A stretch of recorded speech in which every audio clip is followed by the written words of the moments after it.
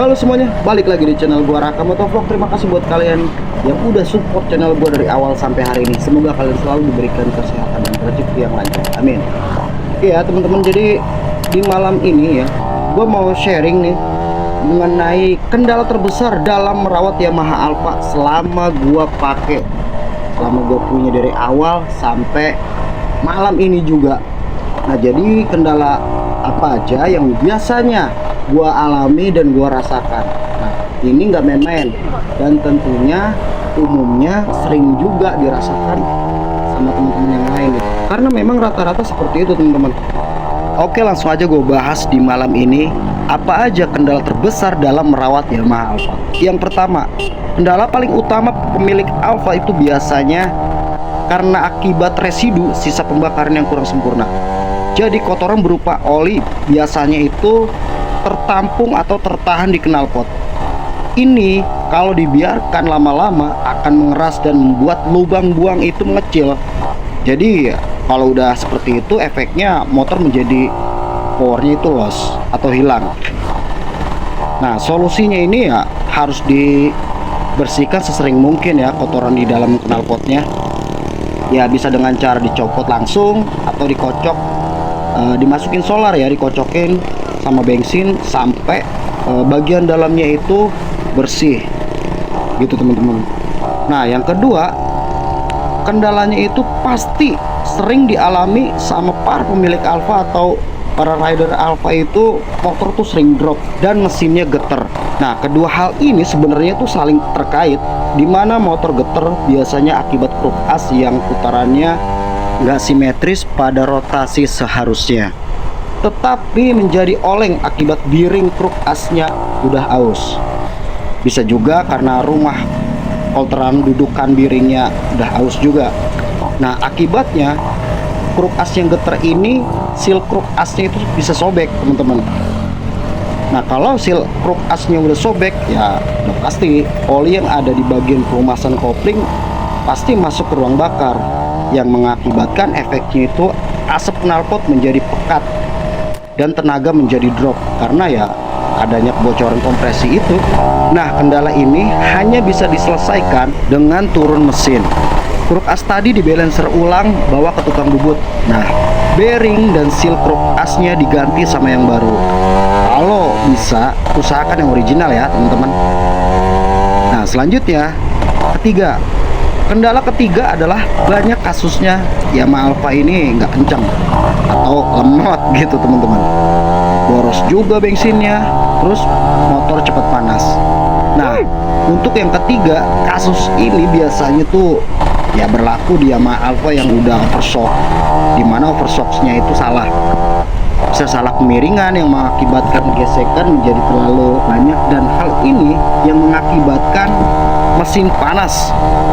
Bisa akibat bahan liner baru yang ya daya pemuaiannya nggak selaras lah sama kisi-kisi pendinginannya. Jadi ya motor bisa juga mengalami panas berlebih karena panasnya mesin nggak bisa tersalurkan ke bagian kisi-kisi aluminium pendinginnya dengan baik dan sempurna. Kalau udah begini, motor tuh biasanya ya udah nggak bisa lagi bertenaga alias lemot. 75% lebih kasus motor Yamaha Alfa itu menjadi bermasalah tuh semenjak pasca overboss. Karena itu saran dari gua, kalau liner buringnya itu udah habis, jangan pernah di overboss, tapi ganti aja sama yang original ya teman-teman. Bisa beli copotan oversize 50 Alfa nggak apa-apa, karena masih bisa dinaikin pakai piston F1ZR sampai OS nya itu 100. Dan setelah F1ZR bisa juga naik pakai punya L2 Super sampai OS nya itu 100 juga nih. Nah, untuk yang selanjutnya, kendala keempat dari Yamaha Alfa ini, penerangan lampu depannya itu redup. Jadi bisa dibilang sama lampu kandang ayam gua aja, terangan lampu kandang ayam kayaknya nih.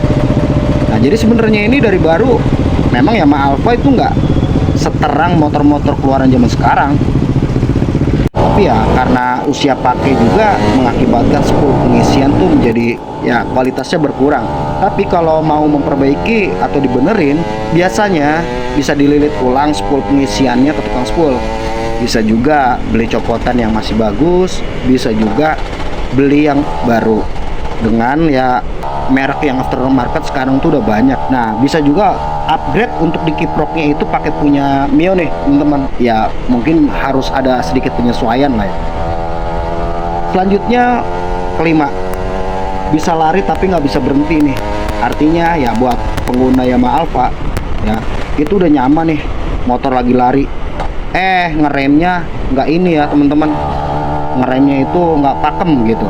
Lagi kalau udah pakai custom gear setnya yang udah pas lah, cocok lah, tambah lagi kampas koplingnya udah FR lagi ya kan, wah pokoknya ngeri dah. Nah, dalam sistem pengereman ini kalian bisa sempurnakan dengan memasang cakram depan ya, tapi ya resikonya pasti ada, wajib dicoak untuk bagian batok sama coak sennya. Tapi kalau memang mau pakai tetap tromol ya memang nggak ada coak-coaknya, bisa diakalin ya dengan cara menggores kampas rem tromolnya lah dengan berbentuk huruf X. Biasanya mekanik-mekanik udah tahu caranya, atau di slide juga bisa ya supaya lebih gigit aja sih. Cuma ya harus rutin dibersihin sesekali untuk kotoran di bagian tromolnya biar tetap maksimal. Nah, jadi seperti itu ya teman-teman, sharing dari gua di malam ini mengenai kendala terbesar dalam merawat Yamaha Alfa.